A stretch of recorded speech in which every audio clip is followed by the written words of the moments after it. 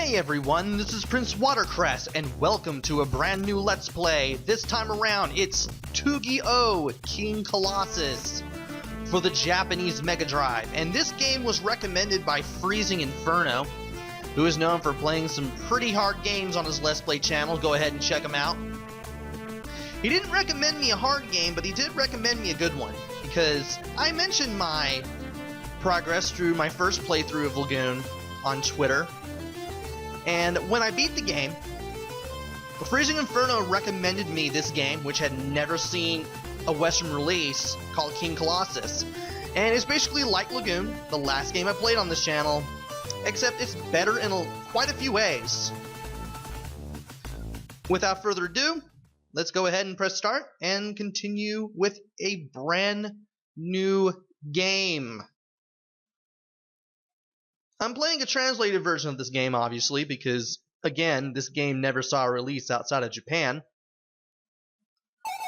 And in this translated version, you can use uppercase and lowercase letters in English if you want to input an English name, but if you continuously scroll to the left or to the right, you can use all of the Japanese characters if you so choose.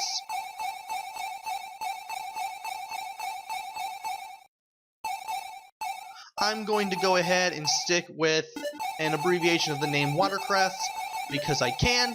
And when you either hit the 8-character limit or if you select end, the game will ask if that's okay. Press C on yes, and you will start the story. We don't have much to go by at the beginning of the story. We have a strange crest on a boy's hand. And this boy, he doesn't really know who he is. That's all we know right now. We'll be finding out more as the game progresses, but for now, use the control pad to get out of this room and walk up to this old guy to talk to him.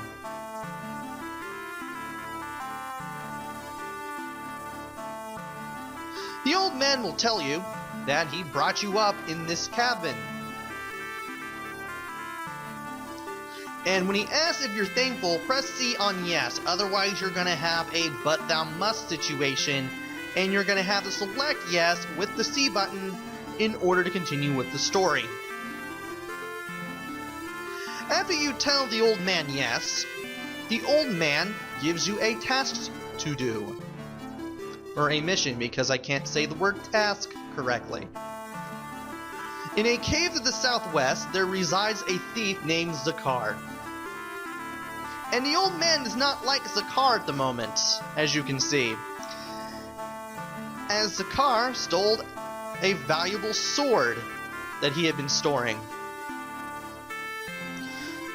I think it's pretty obvious that he wants you to get it back. So you're going to have to get it back.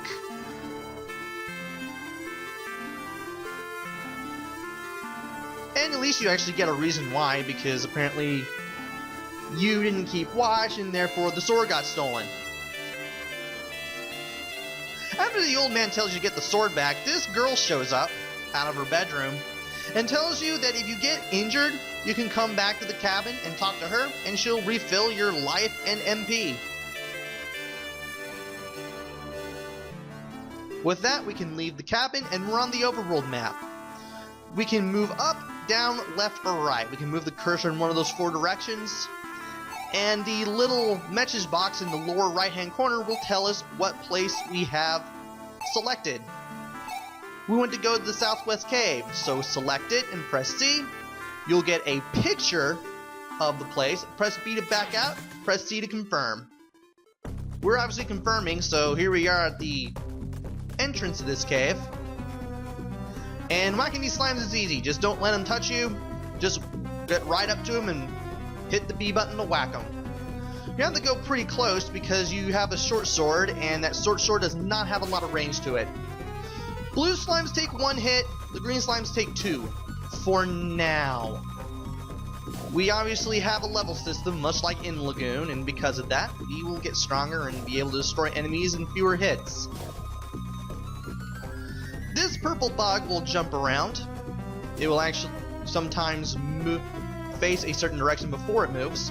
And if you whack the bug in this room, you get a set of bombs. You want to move over to this deadfall to the north, this rubble blocking the way. And since you have the bombs, you'll automatically place them there, and you will be able to enter this room. And there's a heart that I got from whacking that flower. Hearts will refill part of your life. There is a glowing red circle that you can get off some enemies that will refill all of it. Also, I'm pretty sure I might die in the next room, so let's go ahead and pause the game, select save, and we have 3 save slots to choose from. You can save basically anywhere at any time, kind of like in Lagoon. There are a few limitations to it though, but at least we got that working for us. And here's why we just might die here. These spiders. They are the strongest enemy we have uncovered so far. And because of that, we're going to have to hit them 3 times, and we will have to avoid their attacks in order to, well, basically destroy them. We also can't run into them either. They will take out a good chunk of our life if we do. Like so. You also don't want to get hit by the web strands that they shoot out if you're in their field of vision whenever they turn around, after standing still for a few seconds. If you get caught in it, you're going to have to get out of the way and wait for that web to dissipate. Or you can take a hit, that works too, but I wouldn't recommend it at this point in the game. We also found a chest in the lower right hand corner of the room, and inside is a medical herb. We want to save this for later because the medical herb will completely refill our life upon use. Now that I got that medical herb, I might as well go ahead and take out the rest of the spiders here. I also managed to jump over that one red web strand. In order to jump, you just press the C button. Jumping is not like Lagoon at all. You just do a little hop. You can change the direction that you're going while you're in the air, kind of like Super Castlevania 4. But the jumps aren't that big.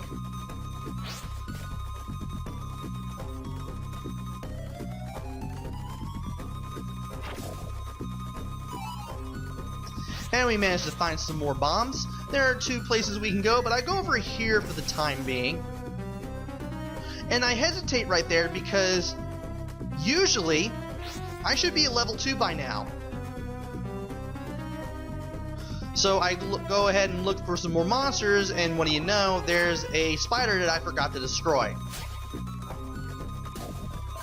And thankfully we got a level. The game does interrupt you to tell you, hey, you gained a level. And you gain life, you gain attack power, you gain defense power, and sometimes MP whenever you go up a level. Also, I'll gain health too, which is a good thing. Not sure if I said that already. And I chose the right door first because there's another chest as well as some more enemies that we can beat up. We have these purple bugs that will now go down in 1 hit now because we're at level 2. Actually, 2 hits. Now that I see that. And those purple bugs jump 3 times before they stand around for a little while. Also, that little light blue circle with the swirls around it, that's a little shield that you can get. It only works for a couple seconds, but while you have that purple flame surrounding your character, you're basically invincible. So you can use that to wail away on enemies with reckless abandon. If you get another medical herb while you have one in your possession, your character will automatically use it. So you want to figure out where the medical herbs are before you open the chest that contain them. That way, in case you need a medical herb, either because you use one or you're low on health, well, you'll know where to get one. Here, we found a little pond in the cave here, and I jump into it because this is where you end up if you jump into the water or fall into it at any point in the cave. We want to beat up the 2 bugs, obviously, to get the bombs. And we see this gray chest. Unlike the brown chest, the gray chest contains really useful items that you can use on your character, such as this hand axe. We want to equip this hand axe because it is a much better weapon than the short sword. So pause the game, with the start button, select equip with C, and this is how you equip stuff. Second icon gives us the axe weapons. Select the hand axe with C, select the level armor with C. We don't have any shields, so press C here for now. and we have 5 spells that we can choose from. There's V-Spark, which helps clear out a room, starting with the direction you're facing, followed by the opposite direction. Costs 15 magic points per use. Crash Bomb. Damages all enemies in a room. I don't find myself using that very often, and if I do, it's usually early in the game. Costs 20 magic points to use. Aura Shield lets you become invincible for a brief time upon casting. Very useful against bosses and lasts longer than the shield pickup that some enemies leave behind. 20 MP per use. Time Stop. Stops time for a couple of seconds. Room is darker for a while, and the room flashes back to normal when the spell is about to run out. Costs 15 magic points per use. And Exodus lets you warp back to the entrance of the dungeon at the cost of 10 magic points. We have 20 magic points. As you can see, these spells use quite a bit of MP. And I'm going to choose Aura Shield because of something we're going to do later. For now, let's just bomb this rock pile in the way here and then go after these flowers and these slimes. I forgot to mention the flowers. They fire in cardinal directions first, northwest, east, south, then they fire in diagonals or intermediates. And well, since I'm back here, I might as well go ahead and fight off all the enemies here again because I can. And it's amazing what one gain level and a hand axe can do when it comes to fighting monsters this early in the game. I have a little bit more range with the hand axe compared to the short sword, so I don't have to stand very close to enemies when I want to whack them with a weapon, which is something I'm totally going to be used to doing in this game. And well, you will be too, because you won't be relying on your magic very often. And I got a level 3 now, so we got 3 more magic points. Sometimes you gain magic points on level up, sometimes you don't. And there's that glowing red ball that I mentioned earlier that refills all of your HP. So now you know what that thing looks like. You may have to rewind the video and pause it if you want to see it for more than a second and a half.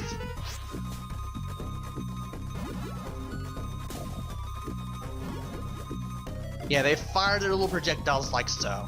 And after we take care of these guys, we're back to where we left off, this little room here. Let's go to the left here. There's nothing to the right, so just don't even go over there.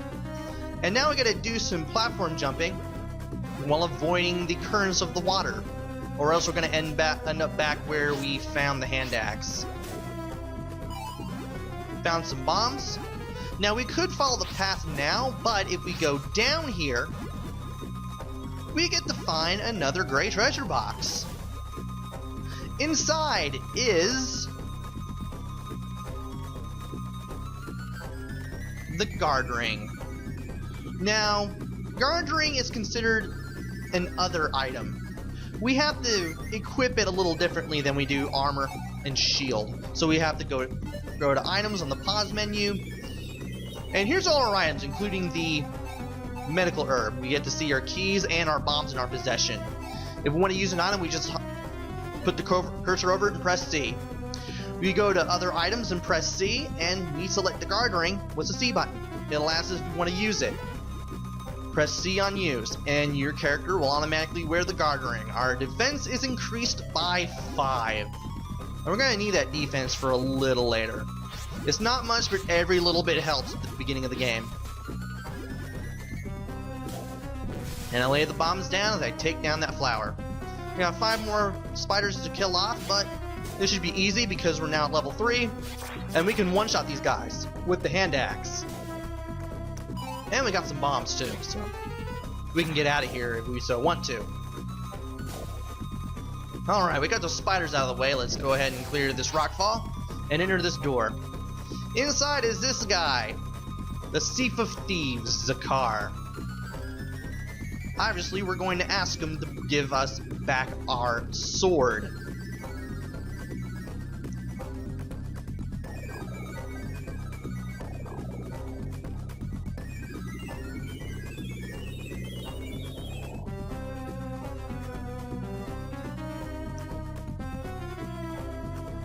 Zakar admits to stealing the sword and says that it rusts very easily. He gives it back, but, well, you're gonna have to do a little tit for tat before he can do that. He wants you to do a little favor for him.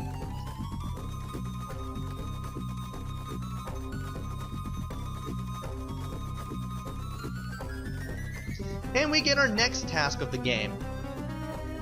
We have to kill the fishman living in the spring, which was that large body of water that we leapt in earlier to get the hand axe. A lot of underlings were killed by that fishman, and he wants that thing gone.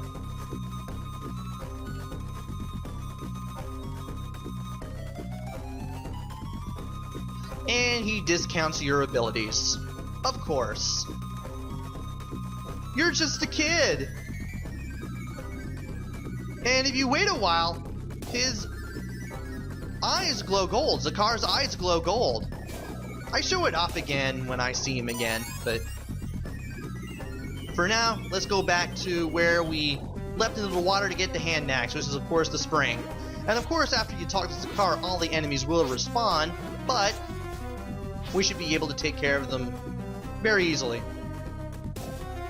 Especially those flowers that spit seeds at us, or whatever it is those things are.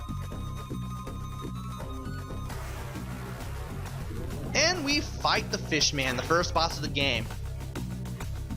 The fishman will rise out of the water, watch the water to see where he shows up, and hit him before he attacks you.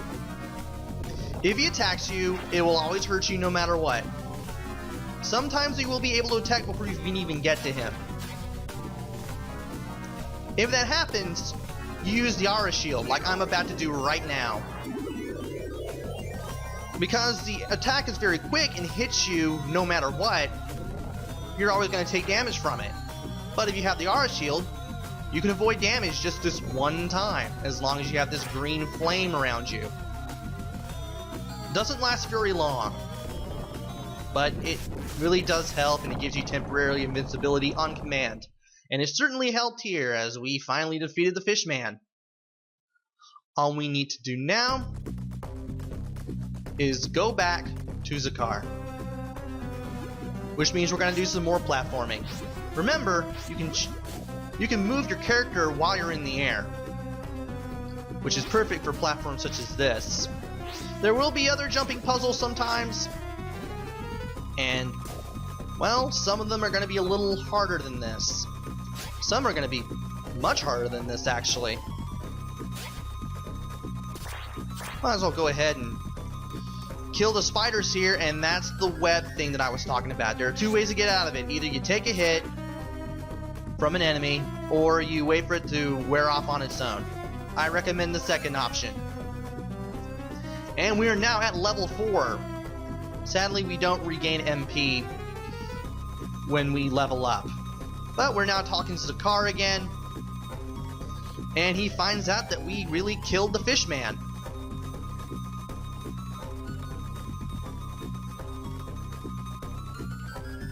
Zakar is actually impressed.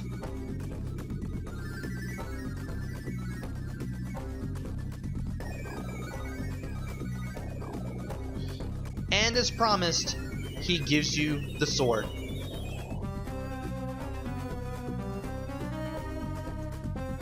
He also notices the strange mark on your hand.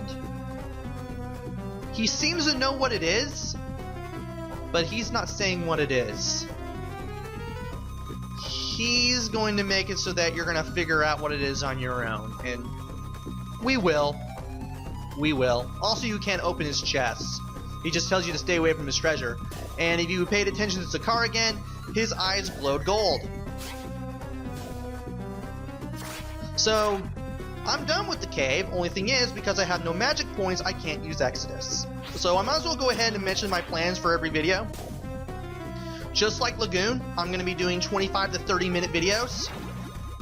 And a little rule for this one that I'm also going to be doing as well. I'm also going to end it in case I finish a certain area. Because some of these areas later in the game, I will be using a map to get through them, and these areas are usually quite big for a game like this. They're not as bad as the ones in Lagoon. I was able to get around without them, but I am going for all the items this time around, unlike my initial playthrough.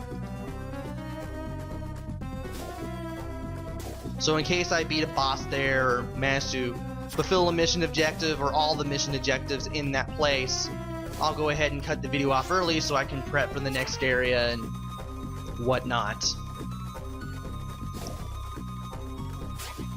Since I don't have Exodus to use, and I still want to refill some of my life here, I might as well go ahead and kill off the rest of the enemies in here. Really huge experience jump between level 3 and 4. I'm needing like over 600 now. So, once you reach level 4 here, that's your cue to stop getting levels in the Southwest Cave. And now we're back in this room. All we need to do, it just keeps going south, kill off any enemies if we want to, and then get on out of here. And hopefully try not to die on the way back. That would be a good thing.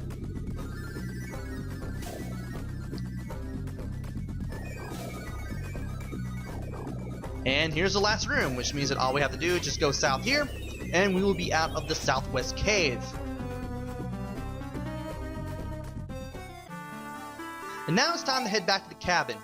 You want to go to Mook's cabin and press C twice. Mook is the name of the old man who raised you. Might as well go ahead and mention that right there. Once you're back, go ahead and talk to Mook, the old man. He'll ask if you retrieve the sword. And, well, we did. But it's rusted, according to Zakar.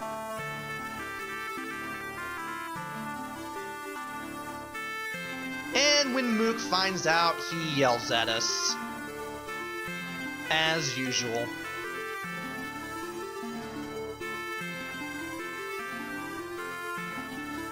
He tells you to repair the rusted sword by going to a skilled blacksmith named Ganant, who lives to the south of the cabin. Before we go, we might as well go into this other bedroom and talk to the girl here. We can refill our life as well as all of our magic points. And with that, that is the end of part 1. I'm going to go ahead and save the game here, because I can. And in the next episode, I'm going to go to Ganant's place and get that sword repaired. So until then, this is Prince Watercress. Take care, stay safe, and thanks for watching!